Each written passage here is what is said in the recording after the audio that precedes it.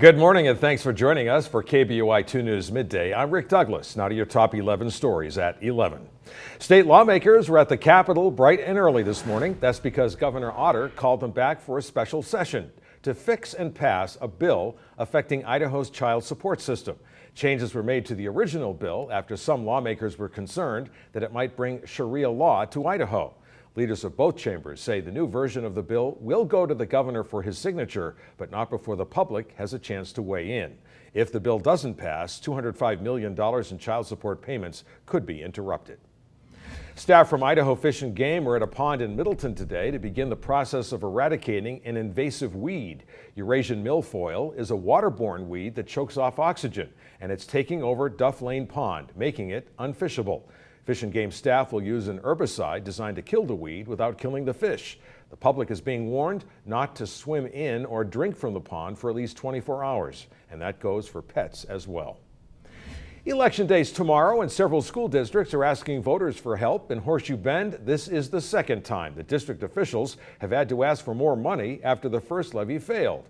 If a majority of voters in the community of 700 turn down the levy, the district expects to lay off at least one teacher, get rid of preschool, reduce kindergarten to a half day, and not fund athletics at all. All we have to do is get the people out to vote, because you know the naysayers are going to come vote. We need the yay-sayers. The cost to Horseshoe Bend taxpayers, about $225 for a $150,000 home. But the district says property taxes will not increase because this is a replacement of the current levy. More than 170 people have been arrested and a restaurant closed after a shootout yesterday in Waco, Texas that left 9 people dead. Police say the deadly gunfire broke out between rival biker gangs after a dispute in a bathroom. 18 people were wounded. The Texas Alcoholic Beverage Commission has closed the restaurant for a week due to safety concerns. Drivers heading in or out of Emmett will face some delays as crews work on the pavement. ITD crews will be laying down chip seal all week on Highway 16 and Highway 52. That's a 29-mile stretch starting near Eagle and heading almost to New Plymouth. Traffic will be down to one lane through those work areas. Flaggers and a pilot car will guide drivers through all the construction. A former nurse at the Idaho Department of Juvenile Corrections is now wanted by Idaho police. A $500,000 arrest warrant was issued for Valerie Kirsten Leotow. She was a nurse at the IDJC in Nampa, where prosecutors say she sexually abused multiple inmates. An attorney for the inmates says the nurse is believed to be living in California. Amtrak service will run on the Northeast Corridor today for the first time since a train derailed, killing 8 people.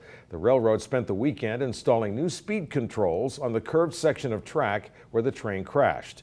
Investigators say the crash happened when the train was going 106 miles an hour in a 50-mile-an-hour zone.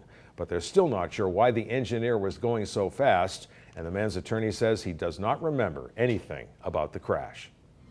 35 years ago today, Mount St Helens erupted in southwestern Washington, killing 57 people. The blast was so powerful it lowered the summit of the mountain by 1,300 feet and created an ash cloud that traveled around the world.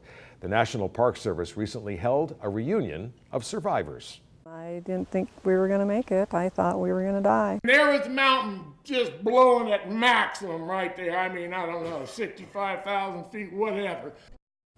Scientists know that Mount St. Helens likely will erupt again someday, but special monitoring tools tracking the Earth's movements deep underground can help them predict an eruption within hours, days, even weeks.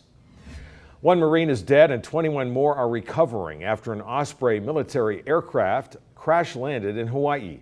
Moments after the accident yesterday, witnesses recorded video of thick black smoke and flames rising from the scene. Military officials say the MV-22 Osprey aircraft crashed during what they called a hard landing.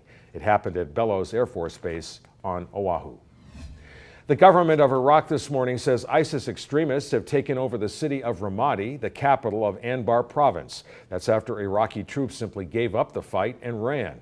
Iraqi officials say militants likely killed up to 500 people, both Iraqi civilians and soldiers, and forced 8,000 to flee their homes.